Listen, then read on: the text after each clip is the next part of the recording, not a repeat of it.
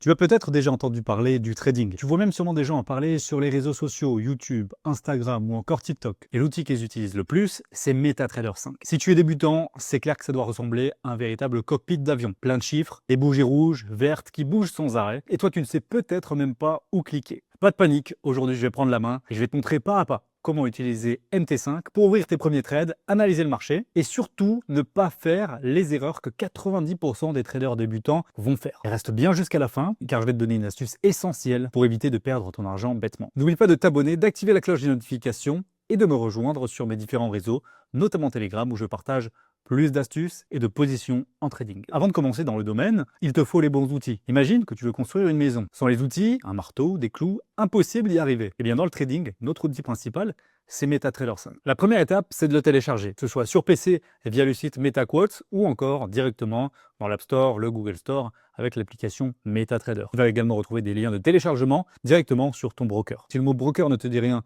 ou encore que tu ne sais pas lequel choisir, rendez-vous dans la description ou sur mon canal Telegram, je vais partager plusieurs recommandations. Après l'avoir téléchargé, tu vas l'ouvrir. Tu le fais pour la première fois, ils vont te demander un compte de connexion. Tu as deux options, compte démo avec de l'argent fictif ou alors un compte réel. Il nécessitera que tu déposes de l'argent pour avoir un vrai capital. Mon conseil, surtout si tu es débutant et que tu n'es pas accompagné, si tu veux le faire par toi-même, commence avec un compte démo. C'est comme un simulateur de vol, tu apprends sans risque avant de piloter un vrai avion avec des passagers à bord. Maintenant que l'application est installée, tu vois une interface avec beaucoup de chiffres et de boutons. Mais ne t'inquiète pas, je vais te montrer l'essentiel. Tu as trois affichages importants. Le premier, c'est l'onglet cotation. C'est tout simplement la liste des différents actifs sur lesquels tu vas pouvoir trader, l'euro-dollar, le bitcoin, l'or, etc.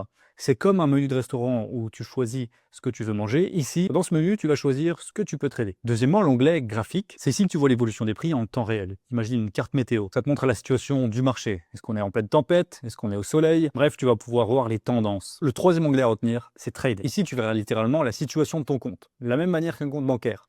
Ton solde, tes positions ouvertes et tes gains, pertes en direct. Maintenant, place à l'action. Tu veux acheter ou vendre un actif, c'est ultra simple. Dans l'application, tu te rends sur cotation et tu sélectionnes un actif. Par exemple, euro-dollar. Choisis le nombre de lots, donc le volume que tu vas trader, combien tu veux investir. Tu vas régler ton stop loss, c'est ton filet de sécurité pour ne pas perdre trop d'argent si ton trade n'est pas gagnant. Et enfin, ton take profit, le niveau où ton trade se fermera automatiquement avec un gain. Clique ensuite sur Buy pour l'achat ou Sell pour de la vente et boum, ton trade est lancé. Mon astuce à ce niveau, mets toujours un stop loss. C'est comme un frein de secours, ça t'évite de cracher ton capital en cas de mauvais trade qui dévisse à l'opposé de la direction que tu avais choisie initialement. Dans une quatrième partie, je vais t'apprendre rapidement à lire et à analyser les graphiques pour ne pas trader à la pub. Puisqu'un bon trader, évidemment, ne clique pas au hasard.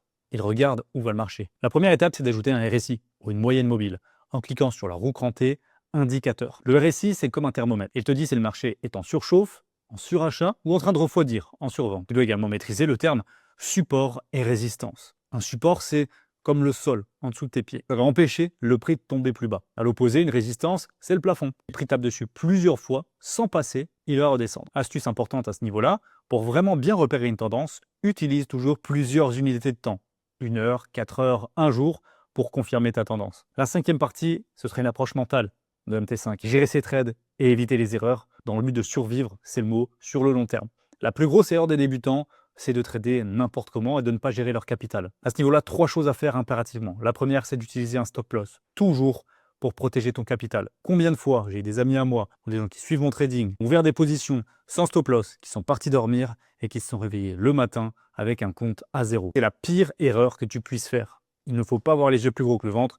Et le stop loss, ça permet toujours de te sécuriser. Deuxième chose, ne traite pas sous le coup de l'émotion. Évite de prendre une décision après une perte. À long terme, crois-moi, ça n'a rien de gagnant. Et troisième chose, fixe-toi un plan. Ne cherche pas à tout récupérer en un seul trade. Élabore une stratégie long terme. Ça va te faire relativiser sur chaque échec ou trade perdant. Et tu te sentiras beaucoup mieux dans ton trading au quotidien. Maintenant, tu sais trader sur MetaTrader 5 à l'aide de ton téléphone. Mon dernier conseil, ne trade pas sans stratégie. Si tu as besoin de suivi, d'aide, de conseils, rejoins mon Telegram, le lien est en description et en commentaire épinglé. J'ajouterai que si tu es vraiment débutant et que tu n'es pas accompagné, entraîne-toi sur un compte démo avant d'investir ton argent. La deuxième étape qui peut être très intéressante est d'utiliser une propre firme. Donc, société qui va te prêter de l'argent pour trader, pas besoin d'investir ton propre capital. Tu as besoin d'informations à ce sujet, là encore, contacte-moi directement sur Telegram. J'ai plein de recommandations et explications à ce sujet. Merci à tous d'avoir suivi cette vidéo. N'oubliez pas de vous abonner et d'activer la cloche des notifications. Dis-moi également en commentaire si tu veux un tutoriel plus poussé ou pourquoi pas sur un autre sujet. À très vite. Bye bye.